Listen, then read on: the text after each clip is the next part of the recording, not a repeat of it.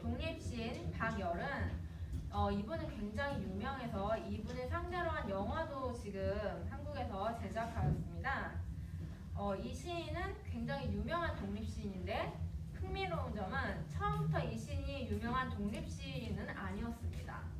이 시인은 그냥 문학 동아리 정도에서 이제 자유롭게 의견을 토로하고 사람들과 토론하고 또 시를 적고 민족적으로 대항하는 시를 적으면서 그 정도의 문학 활동을 하였는데요. 먼저 그분의 가장 유명한 시로는 나는 개새끼로소이다 라는 시가 있습니다. 이 시는 일제 치하에서 국민들이 밟히고 굉장한 힘듦을 겪고 이런 상황에서 박열이 그에 분노하고 저항하기 위해 만든 시입니다. 시를 읽어보면 다음과 같습니다. 나는 개새끼로소이다. 하늘에 보고 짖는 달에 보고 짖는 보잘것없는 나는 개새끼로소이다. 높은 양반의 가랑이에서 뜨거운 것이 쏟아져 내가 목욕을 할 때 나도 그의 다리에다 뜨거운 줄기를 뿜어대는 나는 개새끼로소이다. 이 시는 굉장히 강한 시인데요. 이 시를 통해서 박열이 말하고 싶었던 것은 민족 일제 시대 일제 치하에 굉장히 잔인하게 우리가 짓밟히고 거의 사람 취급을 못 받고 있을 그런 시기죠. 그 시대에서 사람이 아니라 거의 개처럼 우리 한국 민족이 그 정도로 일제 치하에서 힘들게 살아가고 있을 때 거기서 저항 정신을 발휘하여 만든 시입니다. 이 시인은 이렇게 문학 활동을 하면서 자신의 독립운동을 펼쳤는데 이 시인에게는 굉장히 유명하게 지금까지도 알려지는 아내가 있습니다. 놀랍게도 그 아내는 한국인이 아니라 일본인 여성입니다. 가네코 후미코라는 여성인데요. 한국 이름으로는 금자 문자라는 이름을 가지고 있습니다. 이 여성은 일본인이지만 박열의 이 시를 보고 첫눈에 반해서 이 시에 너무나 전율을 느껴서 박열을 만나서 결국 사랑을 하고 그의 독립운동을 함께 응원하고 나중에는 그 재판까지도 같이 받고 죽어도 살고 살아도 사는 그런 사랑을 하게 됩니다. 굉장히 놀라운데요. 제가 이 시를 여러분께 나누고 싶었던 이유 중에 가장 큰 것은 이러한 시인의 활동이 그리고 이 시인이 자신을 개라고 지칭하는 활동이 우리가 그 예수님의 일화 중에 예수님이 가나안 여성에게 굉장히 놀라운 믿음을 전도하는 장면이 있습니다. 그 부분은 다음과 같습니다. 예수님이 항상 모두가 그렇듯이 언제나 그렇듯이 제자들을 데리고 제자들과 함께 전도 활동을 계속하고 있었습니다. 그런데 이제 가나안 여성이 갑자기 나타나서 자기 딸을 도와달라고 구원해달라고 말하죠. 그때 예수님은 놀랍게도 그렇게 구원해주는 것이 아니라 거절합니다. 거절하면서 예수님이 그런 말을 합니다. 내 자녀에게 줄 떡을 개한테 주는 것은 옳지 않다. 여기서 예수님이 놀랍게도 이방 여성을 개 취급을 해버리죠. 굉장히 그때까지 유대인들의 그 유대교는 철저하게 자신들을 중심으로 한 신앙이었습니다.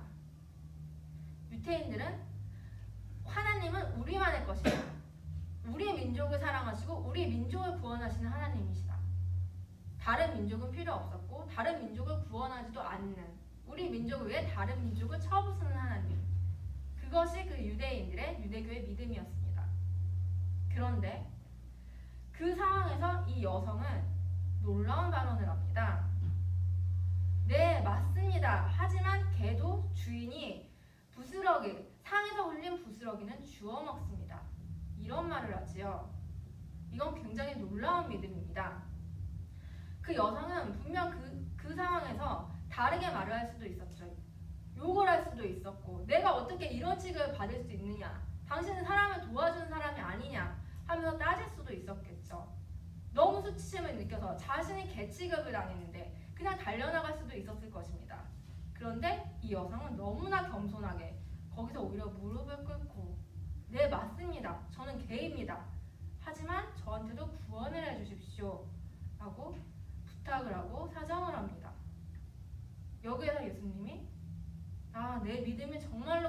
끝났다 하면서 그 여성의 딸을 치료해주고 모든 것이 다 끝났다 하면서 그 기적을 이루십니다. 여기에서 예수님은 유대인들의 하나님에서 온 민족의, 온 백성의, 온 전 세계의 하나님이 될 수 있었던 것입니다. 이방인을 구원하는 믿음, 그 믿음이 그 순간 그 여성의 그 믿음에서, 그 간절한 믿음에서부터 시작이 된 것이죠. 정말 간절하게 간구하였을 때, 믿음을 정말 간절하게 간구하였을 때 이방인이건 유대인이건 상관없이 구원을 얻을 수 있는 자가 되었다. 그 기적을 보여주고 싶으셨던 것이겠죠.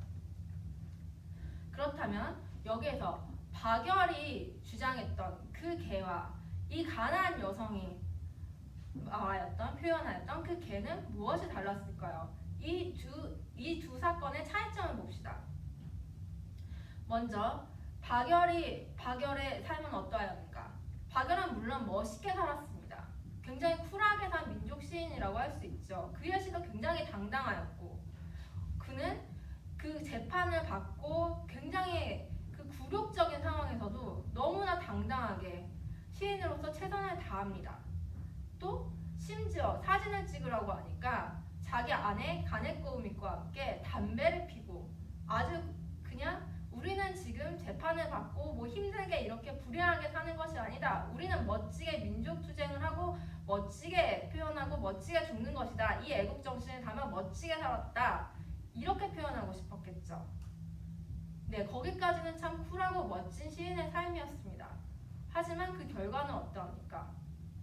결국 그 결과 당연히 바결과 그의 아내는 사형을 선고받습니다. 나중에 결국 무기징역으로 감형은 되지만 사형이나 무기징역이나 별 차이는 없죠.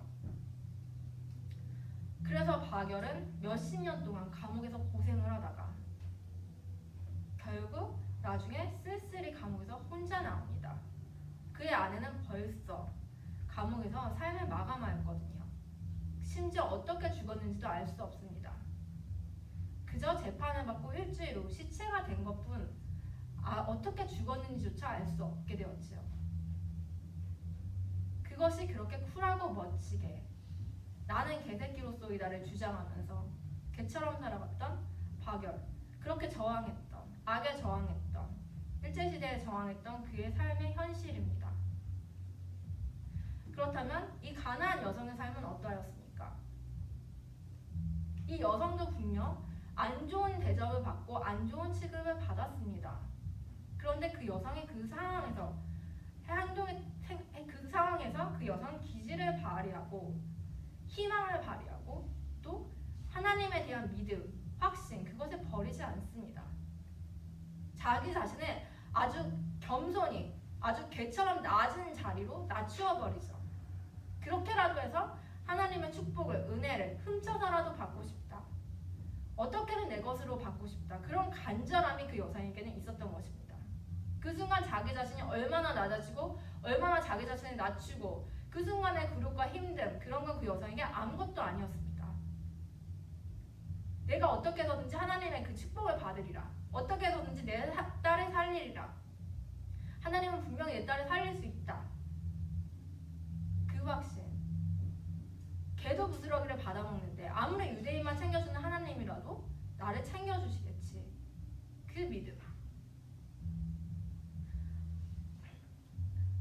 그 가넷고 후미코는 그 바결의 아내인데요. 그 아내가 바결에 대해서 마지막으로 또 나라에 대해서 마지막으로 쓴 편지가 있습니다. 그녀에게 한국은 솔직히 자신이 사랑한 다른 민족의 국가일 뿐이었죠. 거기에 식민지 국가이죠. 사실 어떻게 보면 얕잡아 볼 수 있고 무시할 수밖에 없는 그런 국가입니다. 그런데 그 여성은 이러한 편지를 씁니다. 자신의 마지막을 예감하고 쓴 편지인데, 바결을 처음 사랑하던 그 순간부터 예상하고 있었다. 어쩌면 나도 바결의 식민지 조선 독립운동에 휘말릴지 모른다고. 아무리 독립운동이 나의 사상에 반하는 것이라도 나는 바결을 사랑했고 사랑받고 있는 것은 타인이 아니다. 사랑하는 타인 속에서 발견할 수 있는 것은 자신이다. 즉 그것은 자아의 확대라 할 수 있다. 나는 박열을 사랑했고 박열은 조선을 사랑했다. 그래서 조선을 사랑했고 조선 독립운동을 위해 나섰다. 이런 시를 남깁니다. 여기에서 우리가 배울 수 있는 것은 그 사랑에 대한 관점입니다. 이 여성은 그냥 박열의 이성으로서 사랑해서 거기에서 끝난 것이 아닙니다. 이 여성이 왜 그 시에 그렇게 뜨거운 전율을 느꼈을까요? 사실 이 여성에게는 비밀이 있었습니다. 이 여성은 금자문자라는 한국 이름을 가지고 한국의 아픈 출생의 비밀이 있고 일본에서 건너와서 일본에서 철저히 일본인으로 살아갔던 여성입니다. 자기 자신의 존재는 없었고 감춰져야 되죠. 당연히 식민지 치하에서 자기 자신을 군림하는 쪽에 있어야 했고 어떻게든 감춰야 합니다. 그런데 박열의 시를 통해서 그 시를 보고 여전히 분노하는 자기 자신을 통해서 그녀는 자기 자신의 피를 깨닫습니다. 자기 자신의 존재를 깨닫는 것이죠. 그렇게 내가 다른 사람을 통해서 타인을 통해서 누군가를 통해서 나 자신의 존재를 다시 깨닫고 발견하는 것, 그것이 사랑이라고 말하고 있습니다. 그렇다면 우리와 하나님의 관계는 어떠합니까? 우리는 무엇을 위해 하나님을 사랑할까요? 우리에게 축복을 많이 내려주시니까 사랑을 할까요? 아니면 우리가 그렇게 규율을 통해서 하나님을 사랑하는 것이 율법에 옳은 것이기에 그래서 우리는 사랑을 하는 것일까요? 어쩌면 우리도 우리의 자신의 하나님을 통해서 하나님을 사랑하는 것을 통해서 끊임없이 우리 자기 자신을 재발견하고 새로운 깨달음을 얻기 때문에 우리는 하나님을 계속해서 사랑할 수 있는 것인지도 모릅니다. 우리가 이정표 길을 잃었을 때 혹은 우리가 우리 삶에서 많은 고난을 만났을 때 또 무언가를 선택해야 하는데 그 순간이 너무 힘들 때가 있을 것입니다.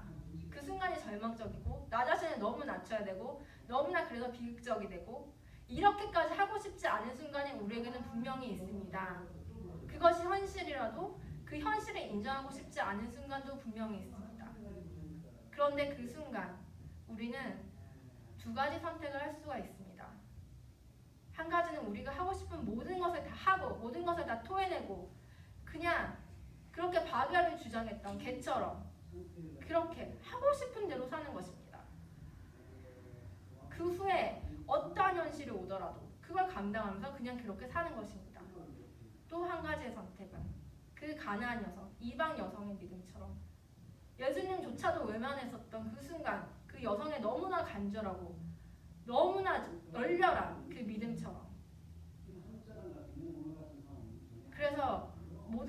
그래서 하나님이 모든 열방의 하나님, 우리의 하나님이 될 수 있었던 것처럼 그렇게 하나님을 유대인의 하나님에서 우리 하나님으로 빼앗아서라도 우리 하나님으로 다시 섬길 수 있는 그런 축복을 얻었던 것처럼 그렇게 우리 자신을 낮추면서 그렇게 간절하게 구하고 또 구하고 마지막까지 우리를 낮추는 것을 겸손히 하면서 그렇게 간절히 우리가 믿음을 가지고 행동할 때 또 하나님을 사랑할 때 계속해서 하나님을 사랑함으로써 우리 자신을 발견할 때 그때 우리는 어쩌면 하나님과의 또 새로운 관계를 열 수 있는 것일지도 모릅니다. 오늘 말씀 마치겠습니다. 감사합니다.